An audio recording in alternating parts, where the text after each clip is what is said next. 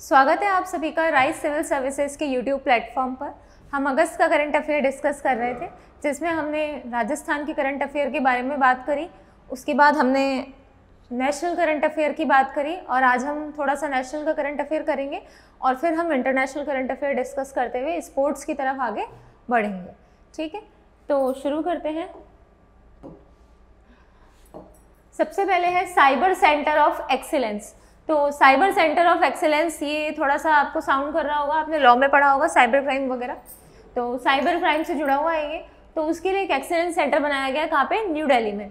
तो ये आप देख लेना, करंट अफेयर में बहुत सारे एक्सीलेंस सेंटर बनाए जाते हैं। ये फ्रूट्स वगैरह के लिए, इन चीज़ों के लिए भी बनाए जाते हैं। ज्योग्राफी में तो आपने देखे ही होंगे, और कई ऐसी चीज़ों के लिए बनाए जाते हैं। तो वो पूछ लेते हैं कि भाई इसका एक्सीलेंस सेंटर कहाँ पे है। तो ये याद रखना, साइबर सेंटर ऑफ एक्सीलेंस कहाँ पे बनाया गया है? न्यू दिल्ली में बनाया गया है। ठीक है। उसके बाद पंचायत में महिला नेतृत्व पर राष्ट्रीय कार्यशाला। क्या? पंचायत में महिला के नेतृत्व पर, यानी कि देखो आजकल बात चल रही है कि विमेन को आरक्षण दिया जाए, रिजर्वेशन दिया जाए। दिया भी गया है राजस्थान की विधानसभा में, और जो पंचायत होती है, ग्राम सभा होती है, इनमें पहले से आरक्षण दे रखा है। 33% का दे रखा था और कई जगह 50% का भी दे रखा है। तो उससे रिलेटेड ये स्कीम है या उससे रिलेटेड ये कार्यशाला है। इसमें ये है कि भाई पंचायत में विमेंस का जो पार्टिसिपेशन है या विमेंस की जो लीडरशिप है, उसके ऊपर एक कार्यशाला आयोजित की गई है। कैसी कार्यशाला है ये? नेशनल लेवल की कार्यशाला है, यानी राष्ट्रीय कार्यशाला है। और ये कहाँ आयोजित की गई है? ये आयोजित की गई है न्यू दिल्ली में। ठीक है, यानी कि नई दिल्ली में ये आयोजित की गई है। तो महिलाओं के नेतृत्व पर पंचायत में, कहाँ पे? पंचायत में, उससे जुड़ी हुई राष्ट्रीय कार्यशाला कहाँ आयोजित की गई है? नई दिल्ली में। और इससे पहले हमने क्या देखा था? इससे पहले हमने देखा था कि भाई जो साइबर सेंटर का सेंटर ऑफ एक्सीलेंस है साइबर क्राइम का, वो कहाँ बनाया गया है? वो बनाया गया है वो भी न्यू दिल्ली में। ठीक है।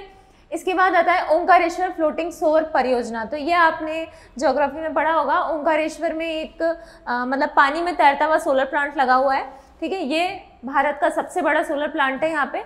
और ये है कहाँ पे? ये मध्य प्रदेश के खंडवा जिले में स्थित है। कहाँ स्थित है? मध्य प्रदेश के खंडवा जिले में स्थित है ओंकारेश्वर सोलर प्लांट। और ये पानी में तैरता हुआ प्लांट है और इंडिया का सबसे बड़ा प्लांट है ये। ठीक है, तो आपको याद ये रखना है कि ओंकारेश्वर फ्लोटिंग सौर परियोजना कहाँ स्थित है? खंडवा, मध्य प्रदेश में। ये इंडिया का लार्जेस्ट प्रोजेक्ट है। ठीक है।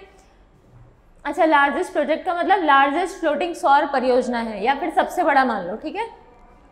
अब आता है भाई राष्ट्रपति। अब हम बात करते हैं हमारे इंटरनेशनल करंट अफेयर की ओर। तो जो हमारी भारत की राष्ट्रपति हैं श्रीमती द्रौपदी मुर्मू, उन्होंने विदेश की यात्रा करी है। देखते हैं कहाँ कहाँ की करी है। इन्होंने यात्रा करी है फिजी की, तिमोर लेस्ते की। तो जब राष्ट्रपति यात्रा करते हैं या हमारे प्राइम मिनिस्टर यात्रा करते हैं, तो उन्हें कुछ अवार्ड्स दे दिए जाते हैं, या फिर है ना कुछ वो वहाँ पे कुछ इनोवेशन करके आते हैं। तो उस तरीके की चीज़ों को हम पढ़ते हैं। जैसे आपने पहले पढ़ा होगा कि भाई नरेंद्र मोदी गए थे तो उन्हें ऑर्डर ऑफ नाइल का अवार्ड मिला था। ठीक है, इसी तरीके से ये द्रौपदी मुर्मू फिजी गई हैं, इनको अवार्ड मिला है कैंपेनियन ऑफ द ऑर्डर। क्या? Companion of the order. कौन सा अवार्ड मिला है फिजी में? कंपेनियन ऑफ द ऑर्डर का अवार्ड मिला है। साथ ही में इन्होंने यहाँ पे क्या किया? राष्ट्राध्यक्षों के आवास का सौरीकरण किया है। यानी जो हमारे यहाँ से जो राष्ट्राध्यक्ष जाते हैं, ठीक है, उनके लिए मतलब एक रिप्रेजेंटेटिव होता है हर राष्ट्र को प्रेजेंट करने वाला, तो उन्हें राष्ट्राध्यक्ष कहते हैं। वो लोग जहाँ रहते हैं उनका क्या कर दिया? सौरीकरण, यानी कि सोलराइजेशन कर दिया। यानी कि वहाँ पे जो बिजली है वो किससे बनेगी? सन के द्वारा बनेगी, और उसी को वो क्या करेंगे? यूज करेंगे। तो द्रौपदी मुर्मू ने जब फिजी की यात्रा करी तो उन्हें कौन सा अवार्ड मिला? कैंपेनियन ऑफ द ऑर्डर का अवार्ड मिला। और इन्होंने यहाँ पे क्या किया है? इन्होंने राष्ट्राध्यक्षों के आवासों का क्या कर दिया? सौरीकरण कर दिया, यानी कि सोलराइजेशन कर दिया है। ठीक है, आगे चलते हैं। आगे है भाई तिमोर लेस्ते की जब यात्रा करी तो इनको कौन सा अवार्ड मिला है? तो सबसे पहले तो तिमोर लेस्ते की यात्रा फर्स्ट थी, पहली बार ये तिमोर लेस्ते की यात्रा करी है इन्होंने। और यहाँ पे जो इनको अवार्ड दिया गया है वो है the great collar of the order of Timor Leste. ठीक है, the great collar of the order of Timor Leste. क्या अवार्ड दिया गया है? The great collar of the order of Timor Leste. ठीक है, तो इनको इन चीज़ों को ना याद करने के लिए एक दो बार आप बोलोगे तो याद हो जाएगी। जैसे इसमें ग्रेट कॉलर याद रखना, पूरा याद रखने की जरूरत नहीं है, ग्रेट कॉलर याद रखना। तो क्या है वहाँ पे आरपीएससी का सिस्टम ये है कि वो इतना भी कंफ्यूज नहीं करेगी आपको कि आप ना, जैसे कि मान लो दो नाम है, उनको कुछ पूछना है उसके ऑप्शंस में, जैसे कि मान लो कि जैसे नीरज चोपड़ा ही मान लो, तो ये तो खैर बहुत फेमस नाम हो गया, तो वो ऐसे कंफ्यूज नहीं करेगी कि एक ऑप्शन आपको नीरज चोपड़ा दे दिया दूसरा आपको नीरज शर्मा दे दिया, ऐसे कंफ्यूज नहीं करती। तो इस वजह से अगर आप थोड़ा सा भी याद करोगे ना, जैसे ग्रेट कॉलर आपने याद रख लिया तो आप वहाँ से ऑप्शन पिक कर लोगे। तो आप ये याद रखो कि भाई फिजी में तो कौन सा अवार्ड मिला है, कैंपेनियन ऑफ द ऑर्डर का, ठीक है। तिमोर लेस्ते में कौन सा अवार्ड मिला है, the great collar of the Timor Leste, ठीक है। और ये यहाँ पे इनकी कैसी यात्रा थी, फर्स्ट टाइम, पहली बार इन्होंने यात्रा करी है, पहली यात्रा थी, ठीक है। इसके बाद देखते हैं, इसके बाद है दिव्यांग जन अभियान दल। कौन सा दल, दिव्यांग जन अभियान दल, ठीक है। दिव्यांग जन का मतलब आपको थोड़ा बहुत समझ में आ रहा होगा कि भाई हैंडीकैप से रिलेटेड है, ठीक है।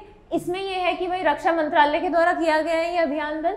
और ये क्या किया गया है कि जो अफ्रीका में किलिमंजारो, आप जानते होंगे, आपने देखा होगा ज्योग्राफी में, तो देखा तो क्या होगा, मतलब हाँ हो सकता है देखा भी हो, बट अफ्रीका में जो किलिमंजारो है ये हाईएस्ट पीक है, यहाँ पे 7800 स्क्वायर फीट का ध्वज फहराया है।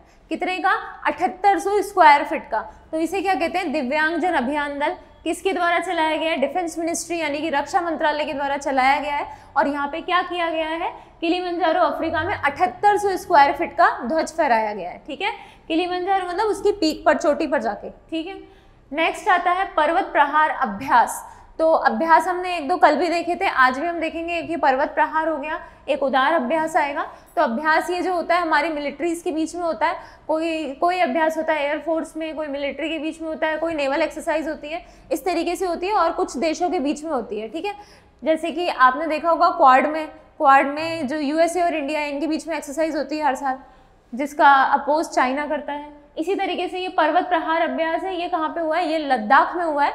लद्दाख इंडिया में है, और इंडिया में आपको पता होगा जब जम्मू कश्मीर से 370 धारा हटी है, तो लद्दाख और जम्मू कश्मीर इन दोनों को मिलाकर कितनी यूनियन टेरिटरीज हो गई हैं, 2 यूनियन टेरिटरीज हो गई हैं, ठीक है।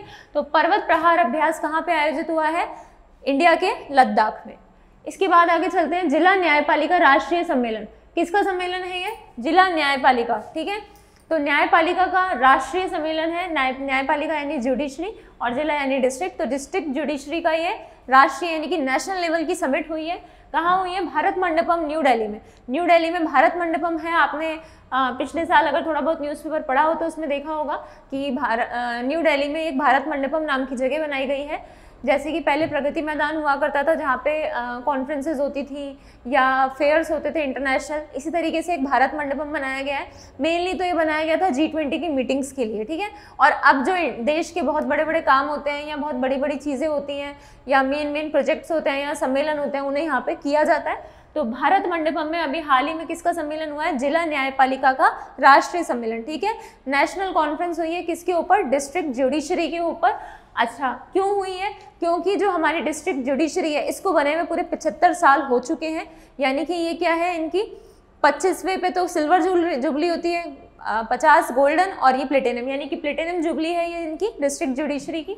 और इसके उपलक्ष्य में हमारे जो प्राइम मिनिस्टर है PM नरेंद्र मोदी, उनके द्वारा डाक टिकट और सिक्का, ठीक है, क्या जारी किया गया है, डाक टिकट, पोस्टल स्टैम्प और सिक्का जारी किया गया है। तो डिस्ट्रिक्ट जुडिशरी की जो नेशनल कॉन्फ्रेंस है वो कहाँ आयोजित हुई है, न्यू दिल्ली के भारत मंडपम में आयोजित हुई है। किस उपलक्ष्य में आयोजित हुई है, क्योंकि डिस्ट्रिक्ट जुडिशरी को बने हुए एक प्लेटिनम जुबली कंप्लीट हो गई है। इसके उपलक्ष्य में जो हमारे प्राइम मिनिस्टर हैं उनके द्वारा इसके ऊपर पोस्टल स्टैम्प और सिक्का यानी कॉइन जारी किया गया है, ठीक है। इसके बाद आता है कॉल ऑफ द गिर। तो गिर आप सभी जानते हैं गिर क्या है, गिर नेशनल पार्क है गुजरात में, तो जहाँ पे एशियाटिक लॉयंस मिलते हैं, तो उन्हीं के कंजर्वेशन से रिलेटेड ये प्रोजेक्ट है, उसका नाम है कॉल ऑफ द गिर। तो कॉल ऑफ द गिर किससे रिलेटेड है, एशियाटिक लॉयन के प्रिजर्वेशन या कंजर्वेशन से रिलेटेड है, ये प्रोटेक्शन से रिलेटेड है, यानी एशियाई शेरों के संरक्षण के प्रयास से जुड़ा हुआ अभियान है ये कॉल ऑफ द गिर, ठीक है। देखो वैसे भी आपको कॉल ऑफ द गिर नाम से समझ में आ रहा है, गिर यानी कि नेशनल पार्क की बात हो रही है। अब नेशनल पार्क में भी हम देखें ना तो मेनली कभी भी जब वन्य जीवों में बात होती है तो एक ऐसी प्रजाति यही है शेर, जो एक समय था कि इनकी संख्या बहुत कम हो गई थी, फिर इनको सरकार के द्वारा प्रमोट कर करके प्रोत्साहन दे दे के इनको आगे बढ़ाया गया है और अब जाके इनकी संख्या थोड़ी बहुत कंट्रोल में आई है। तो इस वजह से ये वैसे भी आपको नाम से पता चल जाएगा, भाई गिर का नाम आ गया तो थोड़ा बहुत आप अंदाज़ा लगा लोगे कि लॉयन या टाइगर से रिलेटेड है ये। बस आप ये याद रखें ना कि इसमें एशियाटिक लॉयन के कंजर्वेशन से रिलेटेड है ये, ठीक है। इसके बाद आता है एरी सिल्क। तो एक सिल्क होता है, देखो सिल्क कैसे बनता है, रेशम कैसे बनता है, तो आपने देखा होगा रेशम का पालन होता है, कीट पालन होता है रेशम का, कीड़ों को पाला जाता है, वो कीड़े रेशम बनाते हैं और फिर उसको यूज़ किया जाता है, वो उसी के अंदर मर जाते हैं। लेकिन एरी सिल्क ये ऐसा सिल्क है जिसमें कीड़े रेशम बनाने के बाद उसमें से खुद ही निकल जाते हैं, यानी कि ये कैसा हो गया, 100% वीगन प्रोडक्ट हो गया। वीगन का मतलब आप समझते हो ना, देखो एक तो होता है कि नॉन वेज, एक होता है वेजिटेरियन, और आजकल एक चल रहा है वीगन। तो वेजिटेरियन का मतलब तो ये होता है कि भाई इस तरीके की चीज़ें नहीं हो। वीगन का मतलब कि वो जानवरों से भी रिलेटेड ना हो, जैसे कि मिल्क हो गया, है ना, तो मिल्क वीगन में नहीं आता। तो इसी तरीके से एरी सिल्क क्या है, 100% वीगन प्रोडक्ट है। इसको जर्मनी ने ओको टेस्ट का प्रमाणन दिया है। क्या सर्टिफिकेट दिया है, ओको टेस्ट सर्टिफिकेट दिया है। और असम में इसको हाल ही में क्या मिला है, जीआई यानी कि भौगोलिक संकेतक के रूप में पहचान मिली है। कहाँ पे, असम में। तो एरी सिल्क के बारे में आपसे पूछा जाए तो ये क्या है, 100% वीगन प्रोडक्ट है। जर्मनी ने इसको कौन सा सर्टिफिकेट जारी किया है, ओको टेस्ट सर्टिफिकेट जारी किया है। और असम के द्वारा इसके लिए क्या मिला है, जीआई टैग यानी कि ज्योग्राफिकल इंडिकेटर जारी किया गया है। ठीक है, इसके बाद आगे देखते हैं ग्लोबल फिनटेक फेस्ट। तो ग्लोबल फिनटेक फेस्ट, तो आपने वैसे तो राजस्थान में पढ़ा होगा, फिनटेक यूनिवर्सिटीज़ हैं जैसे कि जोधपुर में ही हैं, तो वैसा ही कुछ है ये। तो ग्लोबल फिनटेक फेस्ट ये 5वां फेस्ट हुआ है, कहाँ पे, मुंबई में हुआ है। इसकी थीम है वित्त के अगले दशक के लिए खाका, जिम्मेदार एआई, समावेशी और लचीला। क्या, जिम्मेदार एआई, समावेशी और लचीला। देखो वैसे तो ग्लोबल फिनटेक फेस्ट, फिनटेक क्या होता है कि टेक्नोलॉजी को यूज़ किया जाता है। और आजकल जो 4th इंडस्ट्रियल रिवॉल्यूशन चल रहा है जिसके अंदर एआई हो गया आपका, और ऑगमेंटेड रियलिटीज़ हो गया आपका, और इस तरीके की चीज़ें, बिटकॉइन वगैरह इस तरीके की चीज़ें हो गई, तो उससे रिलेटेड है ये। तो इसकी थीम आपको याद रखना है भाई, ये क्या कह रहे हैं, जिम्मेदार एआई, समावेशी और लचीला, यानी कि इंक्लूसिव एंड फ्लेक्सिबल। ठीक है, तो थीम क्या है इसकी, वित्त के अगले दशक के लिए खाका, जिम्मेदार एआई, समावेशी और लचीला। तो थीम आपको याद रखनी है। देखो किसी भी चीज़ में अगर थीम आ जाती है या इस तरीके के कुछ नाम है जैसे कॉल ऑफ द गिर, तो ऐसे क्वेश्चन आरपीएससी पूछना ज़्यादा प्रेफर करती है, तो इन पर आप थोड़ा ज़्यादा एम्फेसाइज करें। इसके बाद आते हैं नए राज्यपाल। तो अभी आपको हाल ही में पता है कि राजस्थान में 45वें नए राज्यपाल बने हैं, हरिभाऊ किशनराव वागड़े। ये मुंबई के रहने वाले हैं, महाराष्ट्र से रिलेटेड है ये।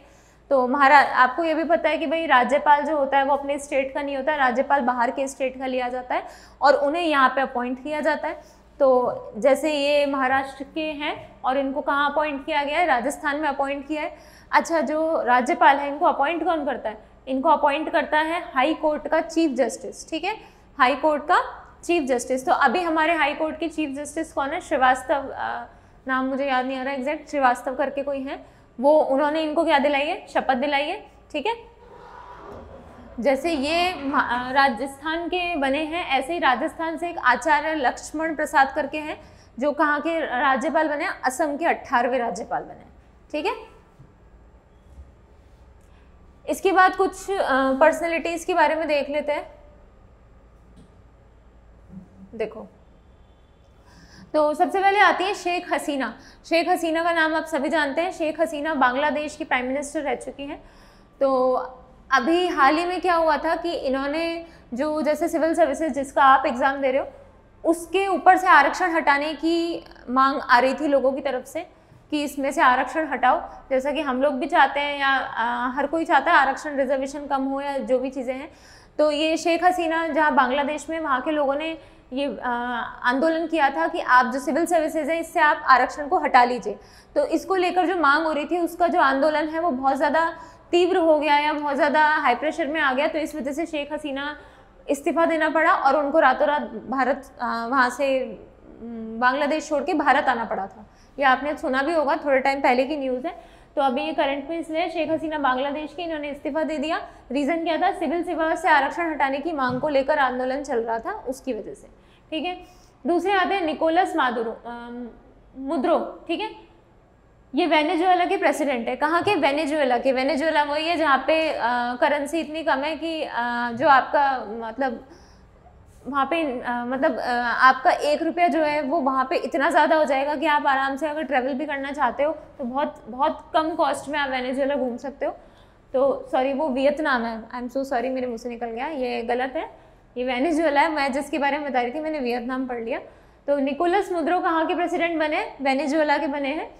उसके बाद है केवन पारेख। केवन पारेख जो है वो भारतीय मूल के निवासी हैं। ये एप्पल में मुख्य वित्तीय अधिकारी के रूप में अपॉइंट हुए। किसके रूप में? मुख्य वित्तीय अधिकारी यानी कि चीफ फाइनेंस ऑफिसर के रूप में, CFO, चीफ फाइनेंस ऑफिसर के रूप में क्या हुए हैं? ये अपॉइंट हुए हैं। ठीक है, उसके बाद आते हैं पेंतोकतान शिनवात्रा। पेंतोकतान शिनवात्रा ये थाईलैंड के प्राइम मिनिस्टर है। कहाँ के? थाईलैंड के। तो ये इस तरीके के नाम ना देखो मुझे भी याद नहीं हो रहे, तो आपको तो कहाँ से होंगे, तो आप ना इसको थोड़ा बहुत ट्रिक बना के याद करना, जैसे कि कनेक्ट कर लो कि भाई थोड़ा थोड़ा याद रख लो। जैसे कि निकोलस आपने सुना, निकोलस हेनरी था, ठीक है, तो निकोलस से याद कर लो। निकोलस कहाँ का है? वेनेजुएला का है। ठीक है, इसमें पूरा याद नहीं हो रहा तो क्या याद कर लो? शिनवात्रा। शिनवात्रा कहाँ का है? थाईलैंड का है। ठीक है, ऐसे करके याद कर लो, या तो सरनेम याद कर लो या नाम याद कर लो या कुछ कंक्लूड करके कोई ट्रिक बना लो, उसी से याद हो पाएगा आपको। इसके बाद आता है कि भाई इंडिया, इसको बाद में देखेंगे, पहले ये देखते हैं।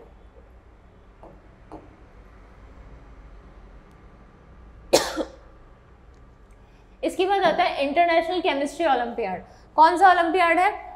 राष्ट्रीय रसायन विज्ञान ओलंपियाड। ठीक है, यानी कि केमिस्ट्री से रिलेटेड एक ओलंपियाड आयोजित हुआ है जिसके अंदर 1 गोल्ड 2 सिल्वर और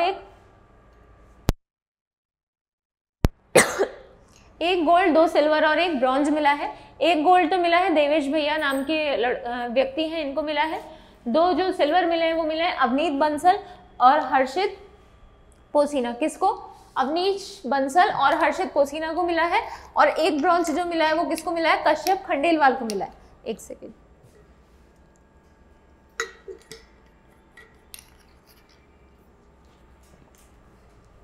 ठीक है, तो इंटरनेशनल केमिस्ट्री ओलंपियाड जो हुआ है जिसके अंदर 1 गोल्ड मिला है देवेश भैया को, 2 सिल्वर मिले हैं, एक तो अवनीश बंसल है, दूसरे हर्षित पोसीना है, और 1 जो ब्रॉन्ज मिला है वो किसको मिला है? कश्यप खंडेलवाल को। ठीक है, यहाँ पे भी आप ऐसा कर सकते हो भाई, नाम याद कर लो या सरनेम याद कर लो, पूरा याद करने की जरूरत नहीं है क्योंकि अपने को जस्ट ऑप्शन देख के टिक करना है। ठीक है, इतना याद होना चाहिए कि ऑप्शन देख के हमें रिमाइंड हो जाए कि ये इसका आंसर था। ठीक है ना, इसके बाद हम देखते हैं, अब आता है इंडिया और जापान के बीच में 2+2 समिट हुई है। तो 2+2 समिट आपने आईआर वगैरह पढ़ी हो तो उसमें देखा होगा कि ये जो 2+2 समिट होती हैं ये कैसे होती हैं? ये होती है कि भाई भारत की तरफ से तो जाता है, 2 मंत्री जाते हैं, एक तो डिफेंस मिनिस्टर और एक फॉरेन मिनिस्टर। ठीक है, तो अभी फॉरेन मिनिस्टर कौन है? एस जयशंकर, और डिफेंस मिनिस्टर कौन है? राजनाथ सिंह। ठीक है, तो भारत की तरफ से रिप्रेजेंट कौन करेगा अगर 2+2 मीटिंग होती है? तो राजनाथ सिंह और एस जयशंकर। और जिस भी कंट्री के साथ होती है वहाँ की फाइनेंस मिनिस्टर और दूसरे कौन से मिनिस्टर आएंगे? Defence minister. तो इन चारों मिनिस्टर्स के बीच में जो मीटिंग होती है उसको क्या कहते हैं? 2+2 मीटिंग कहते हैं। अभी हाल ही में अगस्त में ये करंट अफेयर में इसलिए है क्योंकि इंडिया और जापान के बीच में 2+2 मीटिंग आयोजित हुई है। कहाँ पे हुई है? 3rd मीटिंग है ये, न्यू दिल्ली में आयोजित हुई है। ठीक है, इसका रिप्रेजेंटेटिव कौन है इंडिया की तरफ से? वही मैंने आपको क्या बताया, एस जयशंकर। ये तो कौन है? फॉरेन मिनिस्टर, यानी कि कौन है ये? विदेश मंत्री।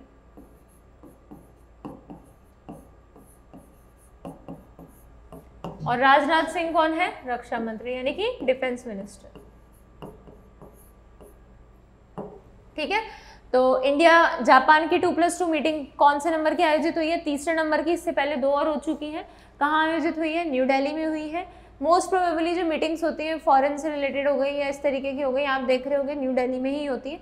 वो इसीलिए होती है क्योंकि वहाँ पे हमारा पीएमओ है, तो सीधे पीएमओ से कांटेक्ट रहे या जितने भी मिनिस्टर्स हैं सारे वही हैं, वही हमारी कैपिटल है इंडिया की, तो इस वजह से न्यू दिल्ली में ही होती है। ठीक है, तो कभी आपको तुक्का लगाना हो ना तो न्यू दिल्ली लगाना। इसके बाद देखो 9th इंडिया ब्राज़ील संयुक्त आयोग। कौन सा? इंडिया और ब्राज़ील का जॉइंट कमीशन बना है। कौन से नंबर का? 9th। किस किस का? India Brazil joint commission, India Brazil संयुक्त आयोग। ये कहाँ बना है? ये भी न्यू दिल्ली में बना है, देख लो। ठीक है, इसमें अभी अच्छा ये हुआ तो जॉइंट कमीशन जो है न्यू दिल्ली में बना है। हमें इससे क्या मिलता है कि भाई देखो क्वेश्चन आरपीएस से हो सकता है ये भी पूछ ले कि भाई जो जॉइंट कमीशन है इंडिया ब्राज़ील का वो कहाँ हुआ या किस किस के बीच में हुआ। ठीक है, लेकिन है ना इन चीज़ों से ये है कि कुछ क्वेश्चन इंटरलिंक होके पूछने की संभावना बन जाती है। जैसे कि मान लो कि अब ये जो इंडिया और ब्राज़ील है, ठीक है, G20 का जो अभी प्रेजेंट में सिनेरियो चल रहा है, G20 का जो अध्यक्ष है अभी हाल फिलहाल में कौन है? ब्राज़ील है। ठीक है, ये आप सभी को पता है, तो इस वजह से भी ये क्वेश्चन इंपॉर्टेंट बन जाता है क्योंकि प्रेजेंट में G20 का अध्यक्ष कौन है? ब्राज़ील है। और अभी जो इस साल जो मीटिंग होगी G20 की, जैसे पिछली बार G20 की मीटिंग कहाँ पे हुई थी, इंडिया में हुई थी, भारत मंडपम में थोड़ी देर पहले ही बता रही थी, यहाँ पे मीटिंग हुई थी इंडिया की। और राजस्थान में तो काफ़ी चीज़ें हुई थी, जैसे कि इंटरनेशनल मिलेट ईयर बोल दिया था 2023 को, और मिलेट लंच हुआ था उदयपुर में, इस तरीके की चीज़ें हुई थी। तो ऐसे अब की बार जो G20 है वो ब्राज़ील में होनी है ना, और क्योंकि ब्राज़ील क्या है उसका अध्यक्ष बना है, तो ये कहाँ पे होगी, ब्राज़ील के रियो डी जेनेरियो में होगी। ठीक है, तो आपको बस ये याद रखना है कि इस स्लाइड में आपको क्या क्या याद रखना है, एक बार वापस देख लेते हैं। इस स्लाइड में आपको याद रखना है कि देखो शेख हसीना ने क्या किया, इस्तीफा दे दिया और फिर उन्होंने बांग्लादेश को छोड़ दिया। रीज़न, सिविल सेवा से आरक्षण हटाने की मांग को लेकर आंदोलन चल रहा था, वो तीव्र हो गया, इस वजह से उनको छोड़ना पड़ा। ठीक है, दूसरे नंबर पे हमने याद किया था निकोलस कहाँ का है, वेनेजुएला का है। फिर हमने याद किया था शिनवात्रा कहाँ का है, थाईलैंड का, पूरा नाम है पेंतोक शिनवात्रा। ठीक है, फिर हमने याद किया था कि भाई एप्पल का मुख्य वित्तीय अधिकारी नियुक्त किया गया है, यानी कि चीफ फाइनेंस ऑफिसर नियुक्त किया गया है, किसको, भारत के केवन पारेख को। उसके बाद हमने देखा कि जो केमिस्ट्री ओलंपियाड हुई है इंटरनेशनल लेवल पर, उसके अंदर एक तो गोल्ड आया है जो महाराष्ट्र के देवेश भैया लाए, 2 सिल्वर आए हैं अवनीश बंसल और हर्षित पोसेन, और एक जो ब्रॉन्ज आया है वो कौन लेके आया, कश्यप खंडेलवाल। ठीक है, इसके बाद हमने देखा कि भाई इंडिया और जापान का 2+2 समिट आयोजित हुआ है, कौन से नंबर का, तीसरे नंबर का, कहाँ आयोजित हुआ है, न्यू दिल्ली में आयोजित हुआ है। ठीक है, और कौन रिप्रेजेंट करेगा, फॉरेन मिनिस्टर और डिफेंस मिनिस्टर, यानी कि एस जयशंकर और राजनाथ सिंह। ठीक है, उसके बाद आता है 9th, इंडिया और ब्राज़ील का जॉइंट कमीशन बना है, कौन से नंबर का, 9th नंबर का, वो भी न्यू दिल्ली में बना है। हमें इससे क्या रिलेवेंट करना है, ये रिलेवेंट करना है कि भाई G20 का जो प्रेजेंट में अध्यक्ष है वो कौन है, ब्राज़ील है, और अब जो G20 की मीटिंग होने वाली है वो कहाँ होगी, वो होगी रियो डी जेनेरियो में। ठीक है, इसके बाद हम देखते हैं आगे उदार शक्ति, ये भी एक अभ्यास है, ये वायुसेना का अभ्यास है, एयरफोर्स का अभ्यास है, किस किस के बीच में है, भारत और मलेशिया के बीच में। ठीक है, इसके बाद है ग्रीन अमोनिया निर्यात समझौता, कौन सा अमोनिया, ग्रीन अमोनिया। ठीक है, इसके लिए एक एक्सपोर्ट, अमोनिया को NH3 लिखते हैं ना, तो ग्रीन अमोनिया निर्यात समझौता, यानी कि इसके लिए एक एक्सपोर्ट समझौता हुआ है। ठीक है, किस किस के बीच में हुआ है, भारत और जापान के बीच में हुआ है ग्रीन अमोनिया निर्यात समझौता। ठीक है, अब आता है 17वां पृथ्वी विज्ञान ओलंपियाड, कौन सा, 17वां पृथ्वी विज्ञान ओलंपियाड। तो पृथ्वी विज्ञान ओलंपियाड जो है इसके अंदर 7 पदक मिले हैं, जिसमें से 3, देखो मैं ऐसे लिख देती हूँ कभी भी कि गोल्ड कितने हैं, गोल्ड के बाद कौन सा आता है, सिल्वर, फिर होता है ब्रॉन्ज, तो ये है 3, ये है 2 और ये है 3, तो 323 से आप याद कर सकते हो। कभी भी मेडल्स आपको याद करने ना तो आप ऐसे याद करना, फटाफट याद हो जाएगा कि एक नंबर बना लिया सीक्वेंस में, ये हमको पता है ये पहला गोल्ड होगा, दूसरा सिल्वर होगा, तीसरा ब्रॉन्ज होगा। तो पृथ्वी विज्ञान ओलंपियाड में कितने मेडल मिले हैं, 323 मेडल मिले हैं, यानी कि 3 गोल्ड 2 ब्रॉन्ज और 3 गोल्ड 2 सिल्वर और 3 ब्रॉन्ज, टोटल 7 मेडल्स मिले हैं। और कितनी टीमों ने हिस्सा लिया था, 35 टीमों ने इसके अंदर हिस्सा लिया है। ठीक है, आगे चलते हैं, आगे है कानून प्रौद्योगिकी पर अंतर्राष्ट्रीय सम्मेलन, इंटरनेशनल कॉन्फ्रेंस है, किसके ऊपर है, लॉ टेक्नोलॉजी के ऊपर, कानून प्रौद्योगिकी के ऊपर है। तो ये हुई है कोट्टायम, केरल में, केरल की एक जगह है कोट्टायम, वहाँ पे हुई है इसका उद्घाटन। अच्छा, लॉ टेक्नोलॉजी, लॉ कहाँ चलता है, लॉ चलता है आपके कोर्ट्स वगैरह में, तो जो इसका उद्घाटन है वो किसने किया है, सुप्रीम कोर्ट के जो जज रह चुके हैं, यहाँ से तो रहे DY चंद्रचूड़, ये सुप्रीम कोर्ट के चीफ जस्टिस रह चुके हैं। उसके बाद सेशेल्स में है रॉनी गोविंदम, सेशेल्स के चीफ जस्टिस कौन है, रॉनी गोविंदम, मुख्य न्यायाधीश कौन, रॉनी गोविंदम। ठीक है, तो लॉ टेक्नोलॉजी पर जो कॉन्फ्रेंस हुई है वो कहाँ पे हुई है, कोट्टायम, केरल में हुई है, और इसका उद्घाटन किसने किया है, भारत के सुप्रीम कोर्ट के जो चीफ जस्टिस रह चुके हैं DY चंद्रचूड़, और सेशेल्स की तरफ से है रॉनी गोविंदम। ठीक है, इसके बाद आता है कि भाई LNG अवसंरचना विकास समझौता, यानी कि LNG क्या होती है, liquid natural gas, liquefied natural gas ये होती है। ठीक है, यानी कि इसको बोलते हैं शायद तरलीकृत प्राकृतिक गैस, हाँ तरलीकृत प्राकृतिक गैस बोलते हैं। इसकी अवसंरचना यानी कि इसके इंफ्रास्ट्रक्चर डेवलपमेंट से रिलेटेड समझौता हुआ है, यानी कि आप LNG बना तो रहे हो, बनाने के लिए आपको देखो कोई भी काम करने के लिए इंफ्रास्ट्रक्चर चाहिए होता है, जैसे अभी हम पढ़ा रहे हैं तो पढ़ाने के लिए एक इंफ्रास्ट्रक्चर चाहिए कि एक रूम होना चाहिए, ऐसे बोर्ड होना चाहिए, कैमरा होना चाहिए, पेन होना चाहिए, फैन होना चाहिए, लाइट होनी चाहिए, इस तरीके की चीज़ें होती हैं कि इंफ्रास्ट्रक्चर में आती है। ठीक है, इसी तरीके से आप अगर LNG को डेवलप कर रहे हो, ये भी कुछ है प्रोडक्ट, इसको डेवलप करने के लिए आपको इंफ्रास्ट्रक्चर चाहिए कि भाई कंपनी होनी चाहिए, एम्प्लॉयज़ होनी चाहिए, इस तरीके की मशीनरी होनी चाहिए, है ना, ये फैसिलिटीज़ होनी चाहिए, तो वो किसके अंदर आता है, इंफ्रास्ट्रक्चर में। तो उसको डेवलप करने के लिए जो समझौता हुआ है या जो जॉइंट एडवेंचर हुआ है वो हुआ है भारत की तो है पेट्रोनेट एलएनजी लिमिटेड। कौन सी? पेट्रोनेट एलएनजी लिमिटेड, और श्रीलंका की कोई प्राइवेट कंपनी है, इन दोनों के बीच में समझौता हुआ है।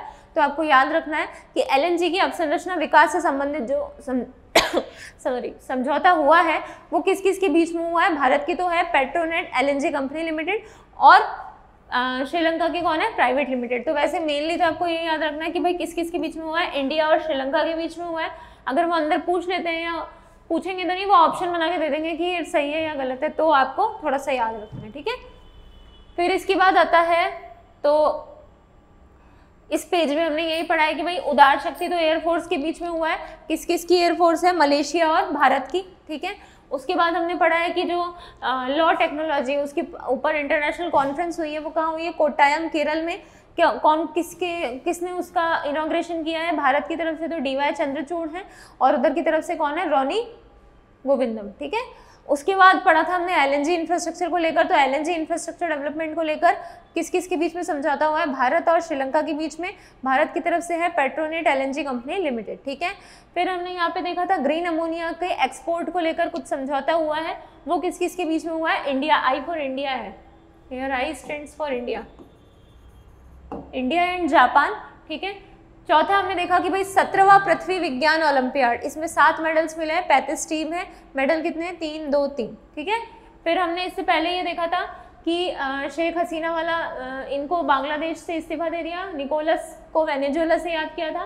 केवन पारेख एप्पल के मुख्य वित्तीय अधिकारी हैं। पेंतोक्तान शिनवात्रा वो कहाँ के हैं? थाईलैंड के। देखो ऐसे याद कर लेना, इसको यात्रा कहाँ की करते हैं? थाईलैंड की करते हैं, ऐसे करके याद भी कर सकते हो, ठीक है। फिर इंडिया जापान की 2+2 समिट कौन से नंबर की हुई है? 3rd नंबर की। कहाँ हुई है? न्यू दिल्ली में हुई है, डिफेंस मिनिस्टर और फॉरेन मिनिस्टर के बीच में। 9th India Brazil joint commission जो बना है वो न्यू दिल्ली में बना है। इस बार प्रेजेंट में G20 का अध्यक्ष कौन है? ब्राज़ील है, और ये मीटिंग कहाँ होनी है? ब्राज़ील के रियो डी जेनेरियो में। उसके बाद आता है इंटरनेशनल केमिस्ट्री ओलंपियाड। तो इंटरनेशनल केमिस्ट्री ओलंपियाड में कितने मेडल्स मिले हैं? 1 गोल्ड मिला है, 2 सिल्वर मिले हैं, 1 ब्रॉन्ज मिला है। गोल्ड किसको मिला है? देवेश भैया को मिला है। 2 जो ब्रॉन्ज मिला है वो मिला है कश्यप खंडेलवाल को, और जो 2 सिल्वर मिले हैं वो अवनीश बंसल और हर्षित पारेख कोसीन, ठीक है। इसके पहले हमने देखा था दिव्यांग अभियान दल। दिव्यांगजन अभियान दल में अफ्रीका की जो किलिमंजारो है उसमें 7200 फुट स्क्वायर फुट का क्या 7800 स्क्वायर फुट का क्या फहरा है? झंडा फहरा है, ठीक है। फिर पर्वत प्रहार अभ्यास कहाँ पे हुआ है? लद्दाख में आयोजित हुआ है भारत के। जिला न्यायपालिका का राष्ट्रीय सम्मेलन भारत मंडपम में आयोजित हुआ है।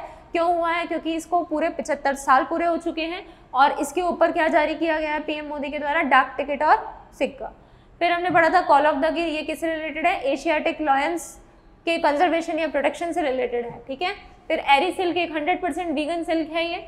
इसमें क्या है? इसको GI टैग मिला है, कहाँ से? असम से मिला है, और जापान ने इसको कौन सा सर्टिफिकेट दिया है? ओको टेस्ट सर्टिफिकेट दिया है, ठीक है। फिर उसके बाद है ग्लोबल फिनटेक फेस्ट, ये 5th नंबर का हुआ है मुंबई में। इसकी थीम क्या थी? लास्ट वाला चाहे याद कर लो, उसकी थीम थी AI समावेशी और लचीला, जिम्मेदार AI समावेशी और लचीला वित्त के अगले दशक के लिए, ठीक है। फिर नए राज्यपाल कौन बने? हरिभाव किशन राव वागड़े। इनको शपथ किसने दिलाई है? मदन मोहन श्रीवास्तव, ठीक है।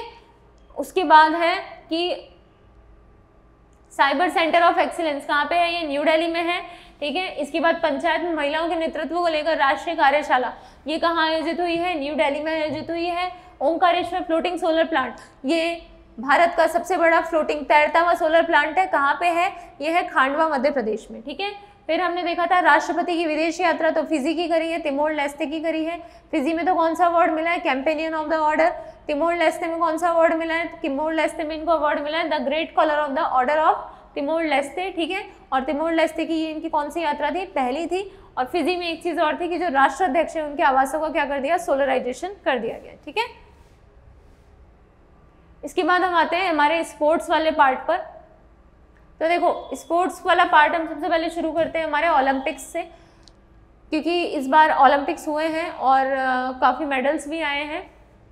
अप्रॉक्स 6 मेडल के करीब आए हैं, शायद 6 ही आए हैं फिक्स, देख लेते हैं, मुझे एग्जैक्ट याद नहीं आ रहा। 6 मेडल आए हैं। तो थोड़ा सा ना हम पहले जो ओलंपिक है इसके पास्ट की बात करते हैं या इसके हिस्टोरिकल बैकग्राउंड की बात करते हैं। सबसे पहले जो ओलंपिक होने थे ये एथेंस ग्रीस से शुरू हुए थे। कहाँ से? ग्रीस के एथेंस शहर से शुरू हुए थे ये। इसके बाद ऐसा था कि ओलंपिक जो है ऐसा मतलब एक टेन्योर फिक्स किया गया था कि भाई हर 4-4 साल के ब्रेक में होंगे। और ये ओलंपिक वही है जो आपने पॉलिटी में पढ़ा होगा कि भारत राष्ट्रमंडल का सदस्य बन गया था। ठीक है, शुरुआत में जब हम कॉन्स्टिट्यूशन पढ़ते हैं उसमें आपने पढ़ा होगा ये कि भारत राष्ट्रमंडल का सदस्य बना था। तो ये वही ओलंपिक है, इसी को खेलने के लिए बना था। और ओलंपिक खेलने का उद्देश्य ये था कि भाई देशों में मैत्री बनी रहे, मैत्रीपूर्ण रहे रिश्ते, सब कुछ अच्छा रहे, उसके लिए ये ओलंपिक किए जाते हैं। तो सबसे पहले तो ये है कि भाई हर 4-4 साल के ब्रेक में होते हैं। तो अगर अभी वाला जो हुआ है वो 2024 में हुआ है, तो उससे आप आइडिया लगाओ पिछला 2020 में होना होगा, फिर 2016 में, फिर उसके बाद 4 साल पहले 2012 में। ठीक है, लेकिन बस जो 2020 वाला था वो कोविड के कारण 2021 में हो पाया था। सबसे पहले तो ये एथेंस ग्रीस से शुरू हुए थे। 16 वाला हुआ है रियो डी जेनेरियो, अभी पढ़ा था कहाँ पे आता है रियो डी जेनेरियो, ब्राज़ील में। ठीक है, 2021 वाला टोक्यो में हुआ है और 2024 वाला कहाँ पे हुआ है, पेरिस में हुआ है। पेरिस वाला यानी कि जो रिसेंट वाला ओलंपिक है ये आपका 33rd एडिशन है। तो इससे पहले वाला कौन सा एडिशन होगा, 32nd, और इससे पहले वाला कौन सा होगा, 31st। ठीक है, तो 4-4 साल के ब्रेक में होते हैं। पहले एथेंस ग्रीस से शुरू हुआ था, 2016 का रियो डी जेनेरियो में हुआ है, 2021 का कहाँ पे हुआ है, टोक्यो में, जापान में, यानी टोक्यो जापान में, और 2024 वाला कहाँ पे हुआ है, पेरिस में हुआ है। ठीक है, अच्छा अब ये देखें कि भाई हर चीज़ को शुरू करने के लिए इसका कोई एक पहचान होती है ना, लोगो होता है हर चीज़ का। तो ओलंपिक का भी एक लोगो है। ओलंपिक के लोगो में आती हैं ये 5 रिंग्स। ठीक है, और ये 5 रिंग्स जो है वो कॉन्टिनेंट्स को शो करती हैं, जैसे कि हो गया एशिया, अफ्रीका, यूरोप, इस तरीके के कॉन्टिनेंट्स हो गए। और एक कॉन्टिनेंट है कोशोनिया आइलैंड के आसपास का। ठीक है, तो इसके अंदर क्या क्या हो गए, अमेरिका, एशिया, अफ्रीका, यूरोप, और ये हो गया कोशोनिया के आसपास का एरिया। ठीक है, अब ओलंपिक देखा जाए तो ये ओलंपिक जो होते हैं मेनली 4 टाइप के होते हैं, यानी कि साल में 4 बार हो सकते हैं, ऐसे मान लो। तो समर हो गया, विंटर हो गया, सॉरी 4 बार नहीं हो सकते, समर और विंटर सीजन के हिसाब से तो 2 तरीके के हो गए, समर और विंटर। और अगर और टाइप्स में जाए तो होता है पैरा और यूथ। तो ये तो हो गया यूथ, ये हो गया पैरा, ये हो गया समर, और ये हो गया विंटर।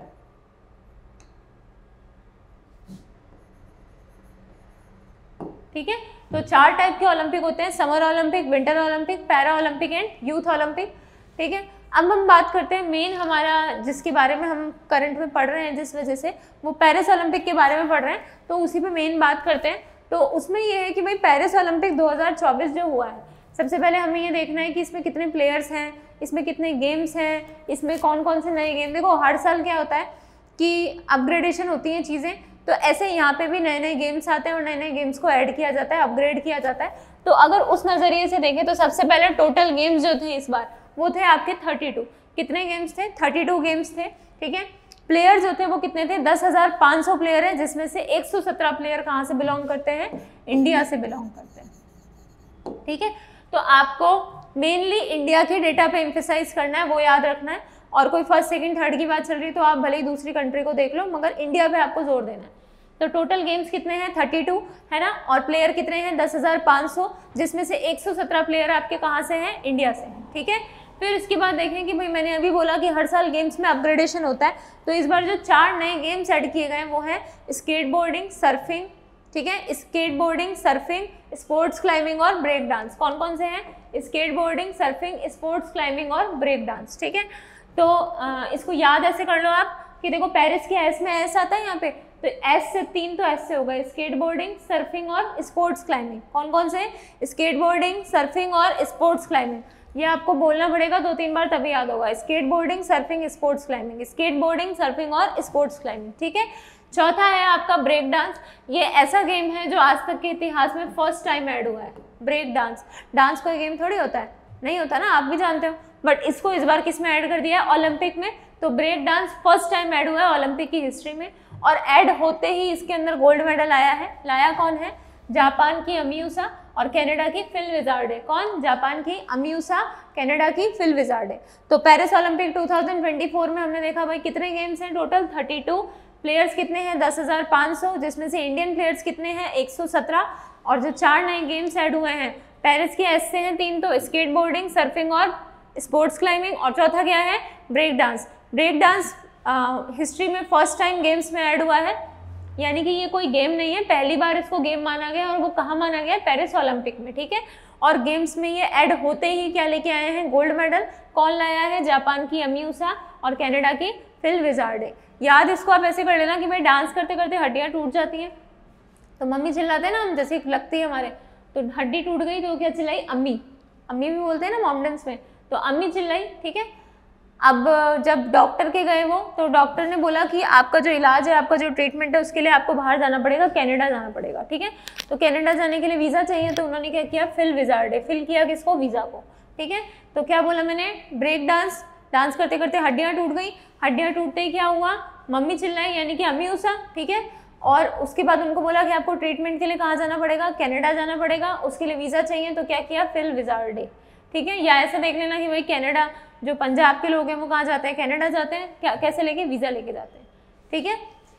इसके बाद आगे देखते हैं, आगे है भाई कि अब इसके अंदर हुआ क्या क्या है। तो सबसे पहली जो एक बहुत बड़ी बात है वो ये है कि इस बार का जो पेरिस ओलंपिक था वो कंप्लीट जेंडर इक्वलिटी पे था, यानी कि इसके अंदर हर तरीके के जेंडर ने पार्टिसिपेट किया था, मेल भी थे, फीमेल्स भी थे, ट्रांसजेंडर भी थे और भी थे, ठीक है।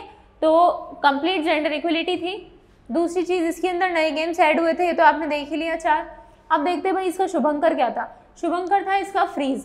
तो फ्रीज क्या होता है, फ्रीज मेनली ये होता है कि जो फ्रांस में पहले फ्रांसीसी क्रांति हुई थी नेपोलियन के टाइम पे, आपने हिस्ट्री वगैरह में देखा होगा। तो जो फ्रांसीसी रिवॉल्यूशनरीज थे, यानी कि जो फ्रांसीसी क्रांतिकारी थे, वो जो कैप पहनते थे उसको फ्रीज कहते थे।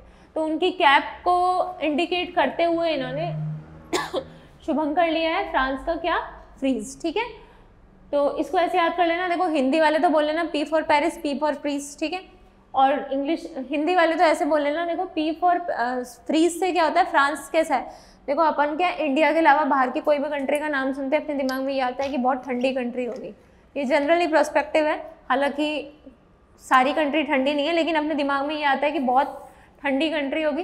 तो आपको पेरिस का या फ्रांस का नाम सुनते ही क्या आएगा, फ्रीज। फ्रीज होता है ना रेफ्रिजरेटर, वो याद आएगा। तो ऐसे करके आप इसको याद कर लेना,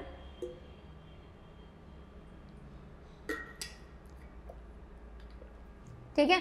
और इंग्लिश वाले ऐसे याद कर लेना कि पी फॉर पेरिस होता है एंड पी फॉर क्या होता है, फ्रीज होता है, ठीक है।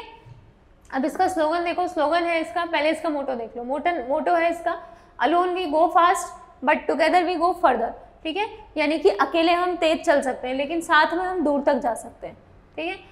तो इसका मोटो क्या है, alone we go fast and together we go further, ठीक है। इसको आप याद कर लेना, इसको अपनी लाइफ से कनेक्ट कर लेना। आप लोग बोलते ही होंगे कि alone we go fast and together we go further, तो याद हो जाएगा जल्दी। अब आता है स्लोगन पे। तो स्लोगन है इसका गेम्स वाइड ओपन। क्या है, गेम्स वाइड ओपन। तो देखो गेम्स की बात चल रही है, ओलंपिक है तो गेम्स है, वाइड और ओपन, इसको ऐसे याद कर लेना आप। देखो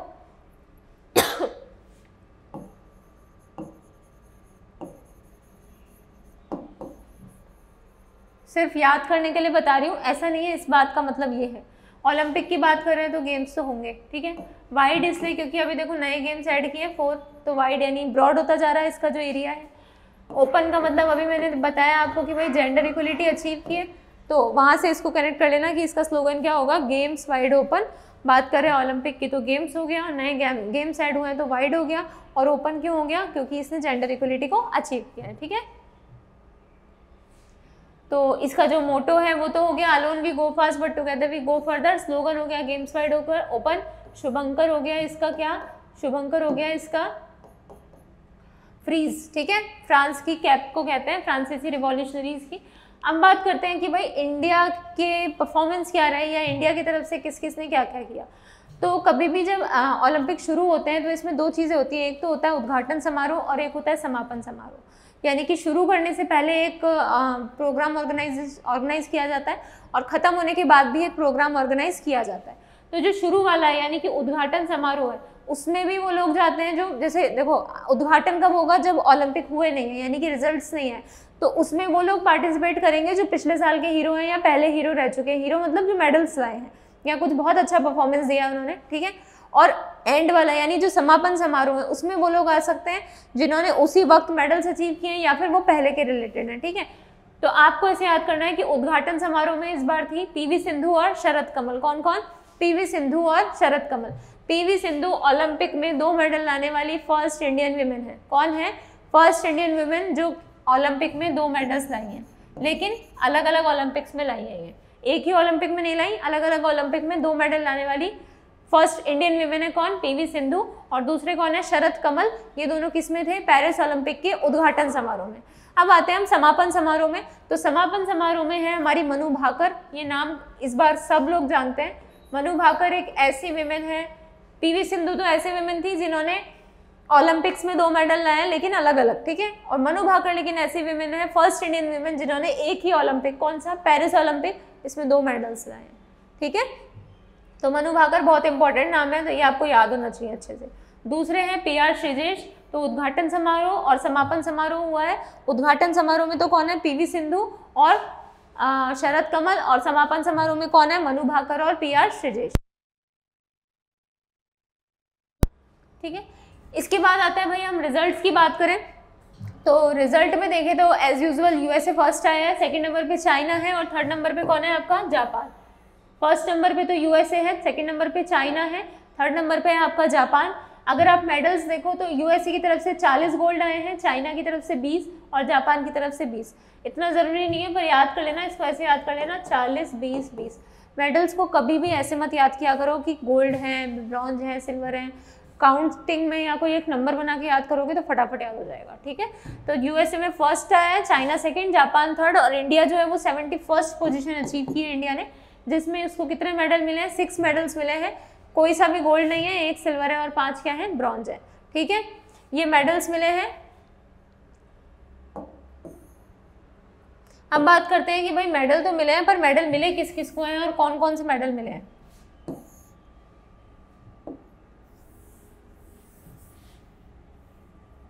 ठीक है, तो मेडल में देखते हैं भाई सबसे पहले मेडल किसको मिला है? सबसे पहले मेडल मिला है आपकी इंडिया की तरफ से है मनु भाकर।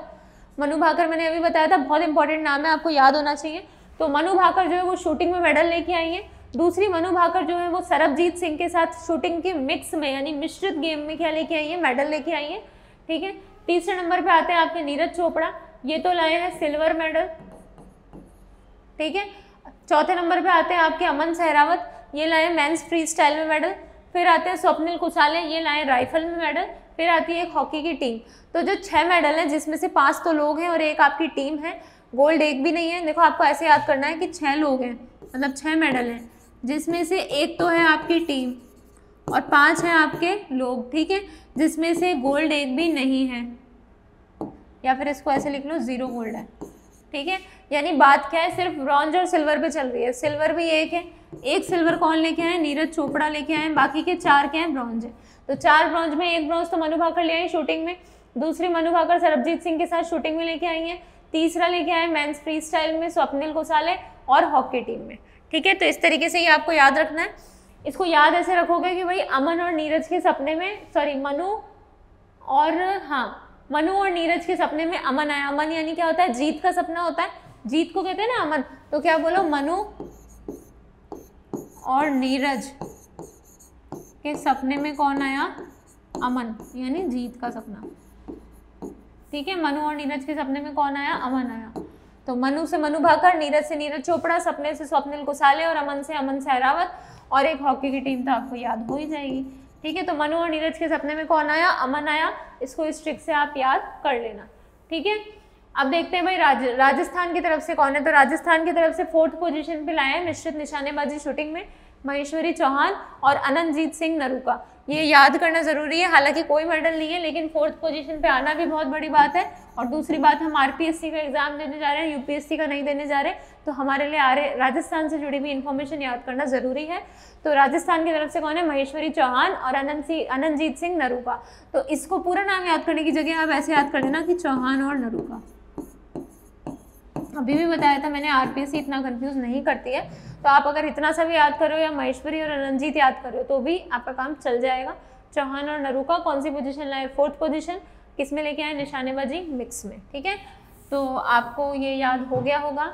सबसे पहले पेरिस ओलंपिक जो है वो जो उसमें टोटल गेम्स कितने थे? 32 थे। इसके बाद हमने देखा कि इसमें प्लेयर्स कितने हैं, तो 10,500 हैं, जिसमें से जो इंडिया की तरफ से है वो कितने प्लेयर हैं, 117। फिर हमने बात करी स्लोगन और मोटो की, तो मोटो तो ये था कि alone we go fast and together we go further, और जो स्लोगन है वो ये था गेम्स वाइड ओपन। याद कैसे किया था, गेम्स है वाइड इसलिए 4 नए गेम ऐड हुए हैं, और ओपन इसलिए क्योंकि कंप्लीट जेंडर इक्वलिटी को अचीव किया है, ठीक है। इसके बाद हम बात करें तो 4 नए गेम कौन से थे, स्केट बोर्डिंग, सर्फिंग और स्पोर्ट्स क्लाइंबिंग। चौथा था ब्रेक डांस, जिसे फर्स्ट टाइम ऐड किया गया है गेम्स की जर्नी में, और जर्नी में ऐड करते ही क्या लेके आए हैं, ये गोल्ड लाए हैं। तो देखो क्या कौन कौन लाया है, तो सबसे पहले डांस किया, तो डांस करते ही हड्डियाँ टूटी, क्या चिल्लाए, अमी। तो अमी उषा कहाँ की हैं, जापान की हैं। फिर उसके बाद उनको डॉक्टर ने बोला कि कनाडा में आपका इलाज होगा, वीज़ा लो, तो फिल विजार्डे कनाडा, ठीक है। ये तो है गोल्ड मेडल किसमें, ब्रेक डांस में। फिर उसके बाद हमने देखा कि भाई इंडिया की क्या परफॉर्मेंस है, तो इंडिया की तरफ से उद्घाटन समारोह होता है और समापन। तो उद्घाटन समारोह में तो आपकी जाती है पीवी सिंधु और शरद कमल, और समापन समारोह में मनु भाकर और PR श्रीजेश, ठीक है। उसके बाद हमने देखा कि जो इंडिया की जो पोजीशन है, फर्स्ट नंबर पे US है, सेकंड नंबर पे चाइना है, और थर्ड नंबर पे जापान है, शायद जापान ही है ना, मेरे को भूल गई मैं एक बार, हाँ नहीं, हाँ फर्स्ट नंबर पे US है, सेकंड नंबर पे चाइना है, थर्ड नंबर पे जापान है। इनके अगर गोल्ड मेडल की बात करें तो 40, 40 और 20 गोल्ड है। इसी सीरीज़ में अगर आगे बढ़े तो इंडिया की जो पोजीशन है वो 71 है, 71वीं रैंक का ही है, जिसके अंदर 6 मेडल्स मिले हैं, एक भी गोल्ड नहीं है, एक सिल्वर है और 4 क्या है, 5 क्या है, ब्रॉन्ज है। 5 ब्रॉन्ज में से क्या है, एक टीम है, कौन सी टीम है, हॉकी की टीम है, ठीक है। उसके बाद हम देखें कि हमने ये देखा कि भाई मेडल कौन कौन लाया, तो नीरज चोपड़ा जेवलिन थ्रो में लाते ही हैं हर बार। इस बार भी नीरज चोपड़ा कौन सा मेडल लाए, सिल्वर मेडल लाए हैं। 5 ब्रॉन्ज में एक तो टीम ले गई, 4 में देखो अमन, मनु, स्वप्निल और क्या ट्रिक याद की थी हमने, मनु और नीरज के सपने में अमन आया, तो मनु भाकर ब्रॉन्ज लाइए। दूसरा मनु भाकर फिर लाइए मिश्रित में निशानेबाजी, किसके साथ, सरबजीत सिंह के साथ, ठीक है। तीसरे नंबर पे स्वप्निल कुसाले और अमन सहरावत, 2 लोग ये लेके आए। तो टोटल आपके जो 4 ब्रॉन्ज है वो कंप्लीट हो गए हैं। तो ये आपकी पेरिस ओलंपिक 2024 की जर्नी रही है। हाँ, इसमें हमने ये और देखा था कि भाई राजस्थान की तरफ से कौन है, तो राजस्थान की तरफ से निशानेबाजी मिक्स में ही गए हैं, कौन, अनंतजीत सिंह नरूका और चौहान थे ना, कोई नाम याद नहीं आ रहा मुझे, अनंतजीत सिंह नरूका और देखो चौहान, वो क्या लेके आए हैं, इसमें मेडल लेके आए हैं, और महेश्वरी चौहान, और कौन सी मेडल नहीं लेके आए, 4th पोजीशन लेके आए। पर ये हमको याद करना ज़रूरी है क्योंकि कहाँ का है, राजस्थान का है, ठीक है। इसके बाद ओलंपिक में कुछ चीज़ें और हैं कि भाई कौन सी, कुछ ऐसी कंट्री है जिन्हें फर्स्ट टाइम मेडल मिला है, कुछ ऐसी कंट्री हैं जो फर्स्ट टाइम गोल्ड मेडल लेके आई हैं, और पैरा ओलंपिक है, और इस तरीके की चीज़ें हैं। तो अभी हम इसको आगे कंटिन्यू करेंगे आगे की क्लास में। Thank you.